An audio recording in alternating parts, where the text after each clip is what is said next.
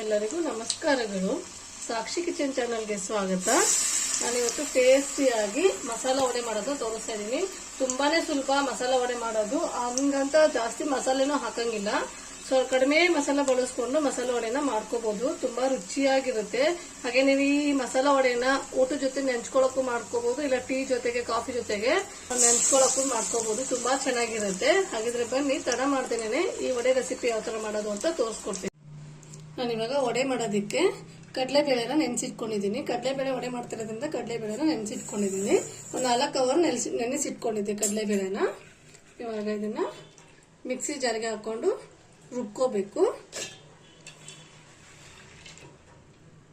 ನೋಡಿ, ನಾನು ಇಷ್ಟು ಕಡಲೆಬೇಳೆನ ಹಾಕೊಂಡಿದ್ದೀನಿ. ಅದರಲ್ಲಿ ಒಂದು ಹಿಡಿ ಆಗಷ್ಟು ಕಡಲೆಬೇಳೆನ ತೆಗೆದಿಟ್ಕೊಂಡಿದ್ದೀನಿ. ಇವಾಗ ಈ ಕಡಲೆಬೇಳೆಗೆ ಮಸಾಲೆ ವಡೆ ಮಾಡ್ತಿರೋದ್ರಿಂದ ನಾನು ಇದಕ್ಕೆ ಮಸಾಲೆನ ಹಾಕೋಬೇಕಲ್ಲ, ಇದಕ್ಕೆ ಶುಂಠಿ ಹಾಕೊಂತ ಇದ್ದೀನಿ. ಹಾಗೆ ಬೆಳ್ಳುಳ್ಳಿ, ಜೀರಿಗೆ,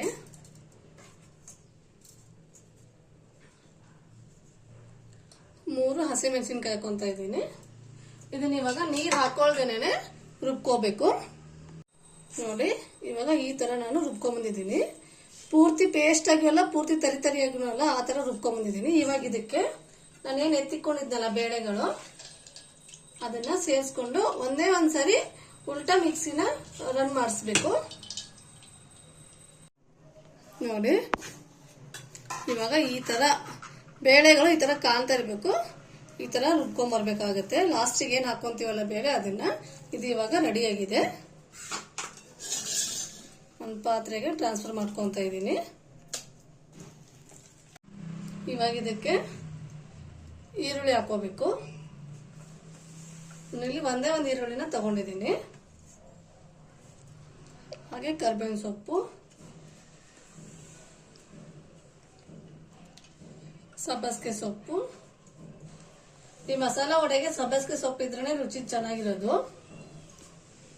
ಹಾಗೆ ಕೊತ್ತಂಬರಿ ಸೊಪ್ಪು,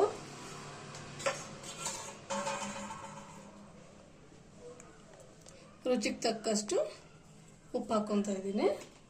ಇವಾಗ ನೀಟಾಗಿ ಮಿಕ್ಸ್ ಮಾಡ್ಕೋಬೇಕು. ನೋಡಿ, ಇದು ಇವಾಗ ವಡೆ ತಟ್ಟೋದಕ್ಕೆ ರೆಡಿ ಆಗಿದೆ. ವಡೆ ತಟ್ಟೋದಕ್ಕೆ ಈ ತರ ಒಂದು ಬೌಲಲ್ಲಿ ನೀರು ತಗೋಬೇಕು. ಫಸ್ಟು ಈ ತರ ಕೈನ ನೀರಿಗೆ ಹತ್ಕೊಂಡು, ನೀವು ಎಷ್ಟು ಅಗಲ ವಡೆ ತಡ್ತಾ ಇದ್ದೀರಾ ಅಷ್ಟು ಹಿಟ್ಟು ತಗೋಬೇಕಾಗುತ್ತೆ. ಚಿಕ್ಕದಾಗಿ ಮಾಡ್ತಾ ಇದ್ದೀನಿ, ಅದಕ್ಕೆ ಇಷ್ಟು ತಗೊಂಡಿದ್ದೀನಿ. ಈ ತರ ನೋಡಿ, ಈ ತರ ತಟ್ಕೊಂಡ್ರೆ ಮಸಾಲೆ ವಡೆ ಒಂಚೂರು ಎಲ್ಲಿ ಬಾಯಿ ಬಿಟ್ಕೊಂಡಿರಲ್ಲ. ಇದನ್ನ ನಾನು ಹಿಟ್ಟು ಕಲಿಸ್ಕೊಳ್ಳೋಷ್ಟ್ರಲ್ಲಿ ಎಣ್ಣೆನೂ ಸಹ ಬಿಸಿಗೆ ಇಟ್ಕೊಂಡಿದ್ದೆ. ಇವಾಗ ಒಂದೊಂದಾಗಿ ಎಣ್ಣೆಲೆ ಬಿಟ್ಕೊಂಡ್ಬಿಡೋಣ. ನೋಡಿ, ಎಣ್ಣೆನೂ ಸಹ ಬಿಸಿ ಆಗಿದೆ. ಇವಾಗ ಒಂದೊಂದಾಗಿ ತಟ್ಕೊಂಡಿರೋಂಥ ವಡೆನ ಎಣ್ಣೆಲಿ ಬಿಡ್ತಾ ಇದ್ದೀನಿ. ಇದಕ್ಕೆ ನಾನು ಯಾವುದೇ ಅಕ್ಕಿ ಹಿಟ್ಟಾಯ್ತು, ಕಡಲೆ ಹಿಟ್ಟಾಯ್ತು ಏನೂ ಸೇರಿಸಿಲ್ಲ. ಒಂಚೂರು ಎಲ್ಲೂ ಹಾಕಿರೋಂಥ ಬೇಳೆ ಆಚೆ ಬರ್ತಾ ಇಲ್ಲ. ನೋಡಿ, ತುಂಬಾ ಚೆನ್ನಾಗಿ ಬರ್ತಾ ಇದೆ.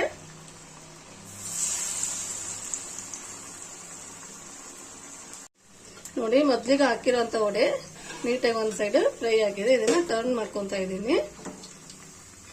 ತುಂಬಾ ಕ್ರಿಸ್ಪಿಯಾಗಿ ಬಂದಿರುತ್ತೆ, ಒಳಗಡೆ ಸಾಫ್ಟ್ ಆಗಿರುತ್ತೆ. ಹಾಗೆ ಇದ್ರಲ್ಲಿ ಶುಂಠಿ, ಬೆಳ್ಳುಳ್ಳಿ ಅದೆಲ್ಲ ಹಾಕಿರ್ತೀವಲ್ವಾ, ರುಚಿ ಮಾತ್ರ ತುಂಬಾ ಚೆನ್ನಾಗಿರುತ್ತೆ. ಒಂದೇ ಒಂದು ಟೇಸ್ಟ್ ಮಾಡಕ್ಕೆ ಅಂತ ತಿಂತಾ ಇದ್ರೆ ಪೂರ್ತಿ ಖಾಲಿ ಆಗೋವರೆಗೂ ಮಾತ್ರ ಬಿಡೋದೇ ಇಲ್ಲ ಈ ವಡೆನ. ನೋಡಿ, 2 ಸೈಡ್ ಸಹ ನೀಟಾಗಿ ಫ್ರೈ ಆಗಿದೆ. ನಾವು ಹಾಕೊಳ್ಳುವಾಗ ಚಿಕ್ಕದಾಗಿ ಮಾಡ್ಕೊಂಡು ಹಾಕೊಂಡ್ರೆ ನೋಡಿ ಈ ತರ ಇಷ್ಟು ಗಾತ್ರದಲ್ಲಿ ಬಂದಿರುತ್ತೆ. ದಪ್ಪ ನೋಡಿ ಎಷ್ಟು ಚೆನ್ನಾಗಿ ಬಂದಿದೆ. ನಿಮಗೆ ಬೇಕಾದ್ರೆ ತೆಳುವಾಗೂ ಮಾಡ್ಕೋಬಹುದು, ಇಲ್ಲ ದಪ್ಪದಾಗೂ ಮಾಡ್ಕೋಬಹುದು.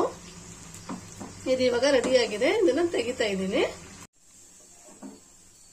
ನೋಡಿ, ಈ ತರ ಕಾಣಿಸುತ್ತೆ.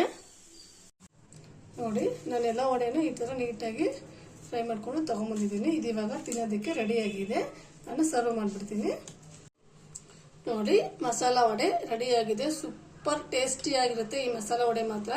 ಒಂದ್ಸರಿನಾರು ನೀವು ಮನೇಲಿ ಟ್ರೈ ಮಾಡಿ.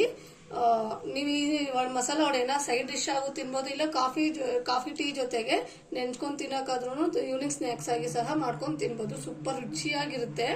ಹಾಗಿದ್ರೆ ನಾನು ಮಾಡಿರೋಂಥ ಈ ಮಸಾಲ ವಡೆ ರೆಸಿಪಿ ನಿಮಗೆ ಇಷ್ಟ ಆದರೆ ಪ್ಲೀಸ್ ಲೈಕ್ ಮಾಡಿ, ಶೇರ್ ಮಾಡಿ, ಕಾಮೆಂಟ್ ಮಾಡಿ. ನನ್ನ ಚಾನಲ್ನ ಸಬ್ಸ್ಕ್ರೈಬ್ ಮಾಡೋದನ್ನ ಮಾತ್ರ ಮರಿಬೇಡಿ. Thank you.